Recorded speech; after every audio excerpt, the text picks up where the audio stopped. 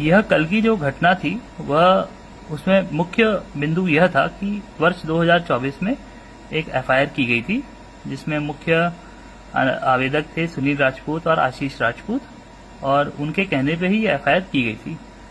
इसमें मुख्यतः सबसे पहले तो एक हीरा जो कि मुंबई में खरीदा गया था, जिसको जब ये बेचने का प्रयास किया गया था उसमें बदल दिया गया था, इनका ऐसा कहना था, जिसको हमने सच मानते हुए इनके मदद करने के लिए हमने ये कायमी की थी। जब इन्होंने कहा कि इसमें सर गिरफ्तारी भी हमें करनी है, तो हमने इनको गिरफ्तार भी किया, इन्हें मौका भी दिया कि आपस में यदि इनका कुछ लॉस हुआ है तो वो रिकवर भी कर लें। बट जब 1 साल हो गया, उसमें चालान अब हमें पेश करना है न्यायालय में, तो इनके द्वारा उसमें अवरोध पैदा किया गया, जिस अवरोध के चलते हुए पुलिस को चालान पेश करने में दिक्कत आई।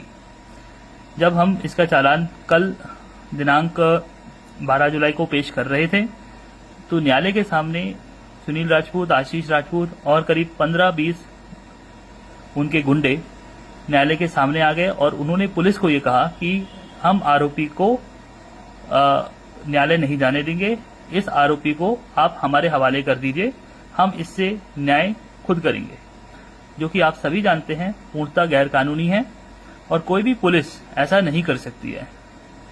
जब पुलिस ने इस चीज का विरोध किया तो उन्होंने इस चीज के नारे लगाए, क्योंकि वह न्यायालय परिसर था। तो पुलिस ने कहा कि आप न्यायालय परिसर में ऐसा मत करें, आप थाने चलें, थाने में चल के बातचीत की जाएगी। जब थाने आए तो अपने गुस्से को वो काबू नहीं कर पाए और इस कारण से उन्होंने वहां पर मौजूद आरक्षकों से बदतमीजी की, धक्का मुक्की की, जिसके कारण एक हल्का बल मात्र 2 मिनट के लिए प्रयोग किया गया, जो कि बहुत अत्यंत जरूरी था क्योंकि भीड़ अधिक हो रही थी और यह बिल्कुल भी एक असंवैधानिक तरीका था उनके द्वारा जिस प्रकार का बर्ताव किया गया था। तो यही एक मुख्य वजह थी। मुझे लगता है कि जो भी इनका कारण था वह एक पर्सनल लॉस का था, पर्सनल मैटर था, उसमें किसी ऑर्गेनाइजेशन को जोड़ना या किसी समाज को जोड़ना बिल्कुल नहीं चाहिए था। तो यही मैं आपको कम्युनिकेट करना चाहता हूँ। Thank you.